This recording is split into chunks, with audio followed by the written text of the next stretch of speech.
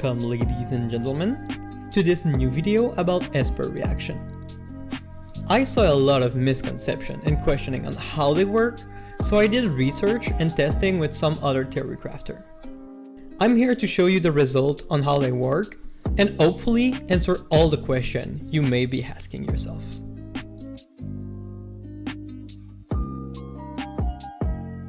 Before talking about Esper reaction, we will first need to talk about the cycle meter. It's the little circle with the element of your character next to your health bar. You can also see the cycle meter of all the characters in your team at the right of your screen, next to their icon. The amount you will gain depends on the action and the character. You can see how much a complete normal attack chain or a skill will charge the meter by going in the character tab. You can see here that 0 is the only character out yet that can fully charge a meter with the use of only one skill, making them the best character for triggering a Cosmos related reaction.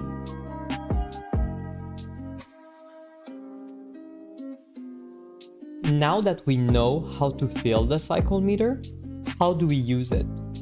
Well, lucky for us, NTE is really straightforward regarding their reaction system.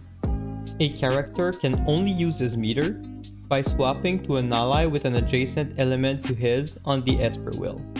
There is a total of 6 basic reactions, and they work in both directions, so switching from Cosmos to Anima or from Anima to Cosmos will still trigger the same reaction.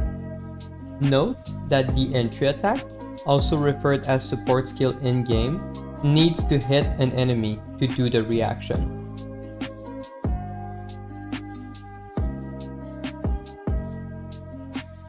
Cycle intensity is the stat that improves the effect of your reaction. It will show up on the stat page of your character, and you can get it higher through your cartridge, module, arc, and maybe even some teammate in the future. The maximum you can get with module and cartridge at the moment is 360, going to 396 with the paid weapon, and 432 if you own all copies of it. Some Esper reaction will also take into account your character level.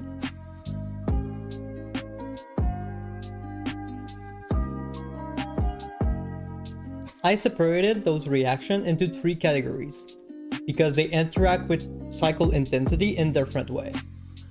The first category is the damage reaction, which include Blossom, Scorch, and Nova.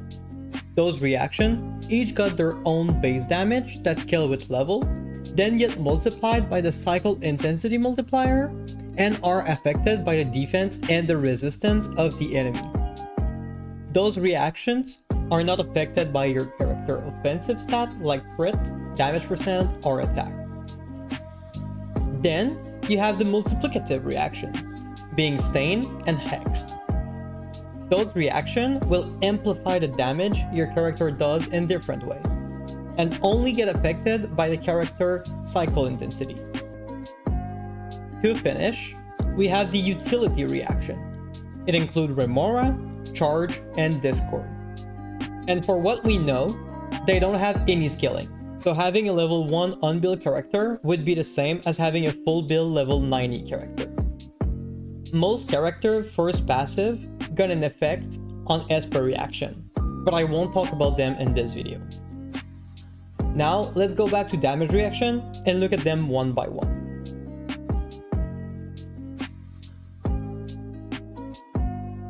Blossom is the reaction that you get by using your cycle meter between character of Cosmos and Anima. Let's look at it. Blossom.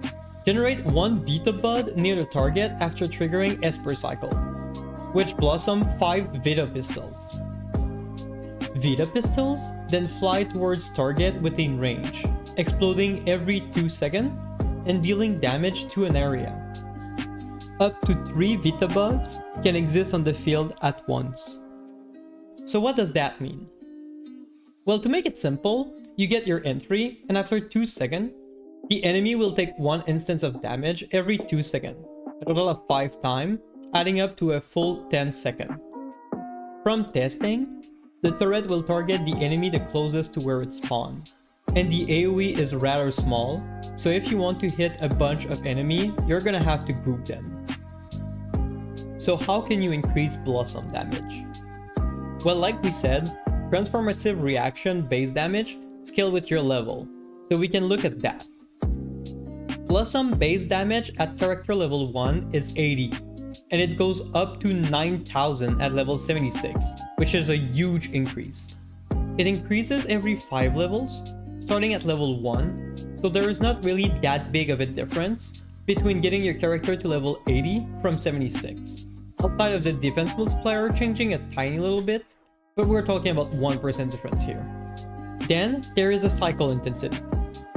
It multiplies the base damage by the value that you can see on your character page if you click on the little icon next to your cycle intensity. You can also see a stain and X bonus here. We will talk about them later. You get 10% bonus damage for every 60 cycle intensity you have. Meaning at 0, you get 0% bonus, and at 360, you get a big 60% increase, bringing that base damage to 14,400. If you also bought the arc The Rain That Shook the World, you can get another 36 cycle intensity after every skill, going up to 72 if you own all copy of it, giving you 72% base damage increase and bringing those Blossom to 15k damage. Don't forget that Blossom take into account enemy defense and resistance. So by default, at level 76, your Blossom won't really hit for 14k, but more around 5k damage at 360 cycle intensity. Luckily for us, we have a way to reduce the enemy defense. The easiest one we can think about is the Cosmos set, allowing you to ignore 25% of the enemy defense after casting ult.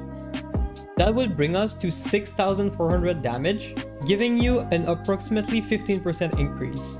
But for that, you need the Blossom owner to have the set equipped.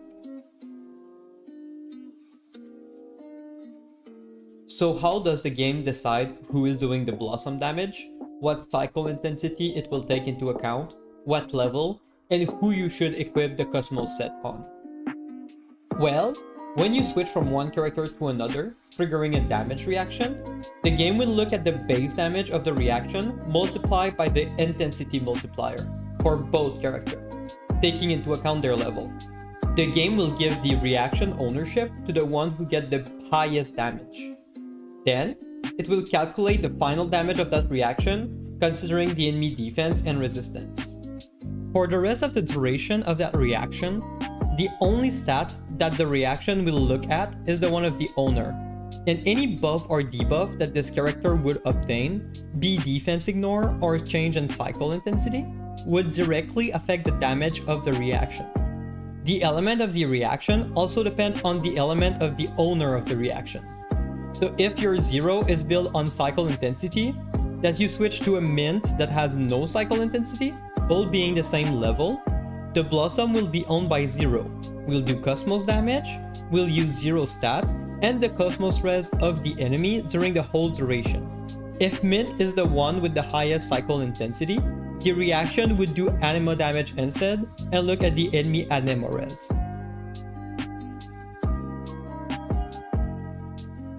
Nova is triggered with Chaos and Psyche.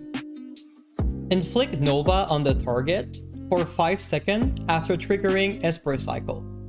When the effect ends, the target takes massive mental damage.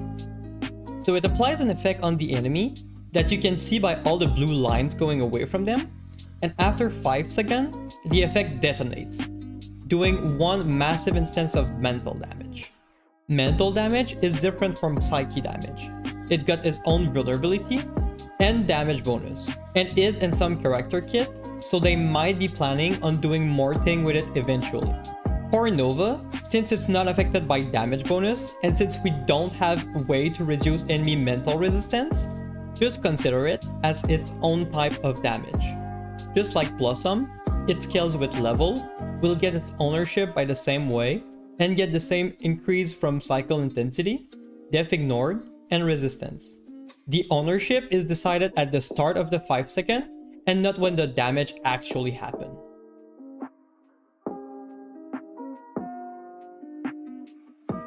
Scorch is the reaction between Incantation and Chaos. Inflict Scorch on the target for 15 seconds, dealing dot damage after triggering Esper cycle. Scorch is indicated by a little red effect on the enemy. It does dot damage every second for a total of 15 instants of damage. Get its ownership the same way as Blossom and Nova, and get the same scaling. The big difference is that Scorch can actually crit, using the owner crit damage, but having a fixed amount of crit rate at 50%. Scorch damage can either be Chaos or Incantation, depending on the owner of the reaction.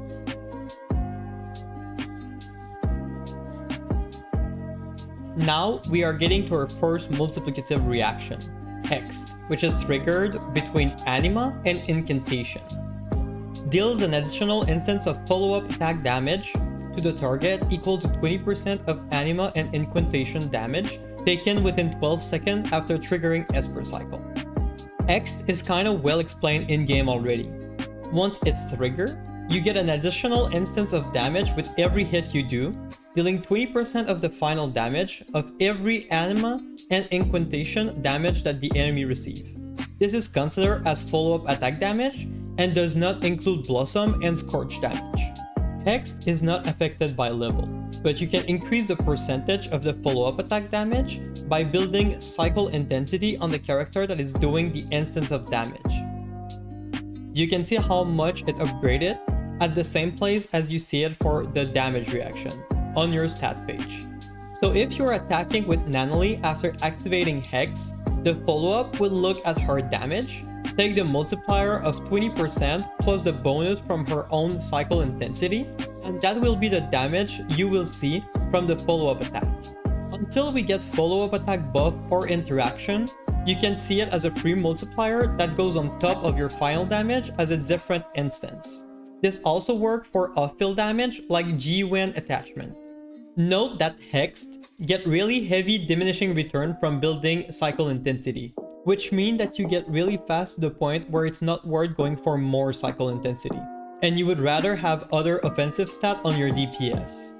To put that into number, at 60 cycle intensity, you get 5% more damage from it, and you need to reach 180 to get to the 10% mark.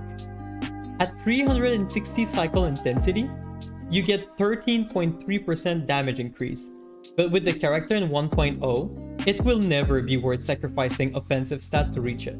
You should just think of it as another stat that your character benefits from in a low amount, so getting some in your module is not a waste.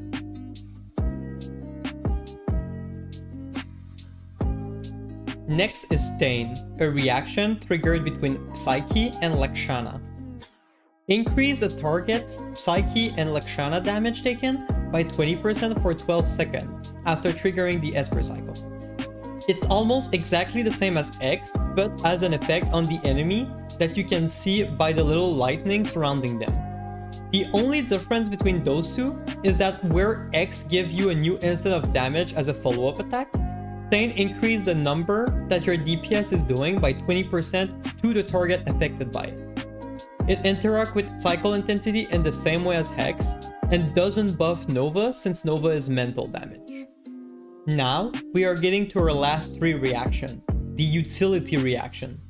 Those reactions, as I said before, do not scale with anything as we know so far, and just do the same effect that your character is level 80 build full cycle intensity or not build at all. We'll start with Remora.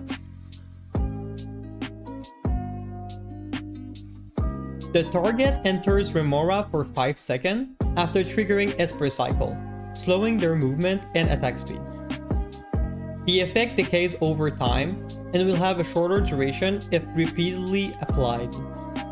You can see what enemy are affected by Remora as they become gray and get a debuff on top of their head. Those enemies are slowed, but it's hard to say by how much, and the debuff right now is more useful to enable things like the Lakshana set, giving you a good amount of crit rate on targets that are affected by the Remora debuff.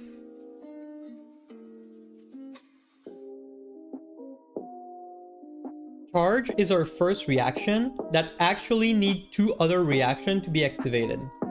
grants the active character 10 additional ultimate energy when Vita Pistols hit target affected by Remora. So you get charged when an enemy affected by Remora gets hit by one of your turrets. This will give your active character 10 ultimate energy that is not shared with the team, and it seems to be capped at once every second. So having 2 turrets hitting at the same time won't give you 20 energy. It also doesn't seem to be affected by your charge efficiency at all, so it's a fixed 10 energy only for your active character. Discord is the other reaction that needs 2 other basic reactions to be triggered. Deduct a percentage of the target's break when they are simultaneously affected by Nova and Scorch. So Discord only triggers when an enemy affected by Nova or Scorch get affected by the other one. It will remove around 10% of the break bar of the enemy and does not remove the effect of Scorch and Nova.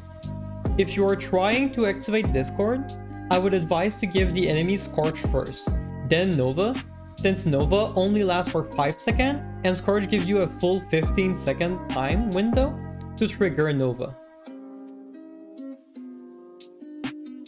All those reactions get way better when you had the bonus some character give them. And I think they had a fun depth to the way you are switching between your team and how each new release of a character will interact with those reactions. I can't wait to see how this game will evolve, and I'm planning on making more video on it as it goes on. So if you have any question about the game or anything you would like a guide about, don't hesitate to ask in the comment, or feel free to join our theorycrafter Discord server. If anything that I said in this video change, or if we make new discoveries, I will also pin a comment telling you. On that, I wish you an amazing rest of your day, and I hope I will get to continue this adventure with you all.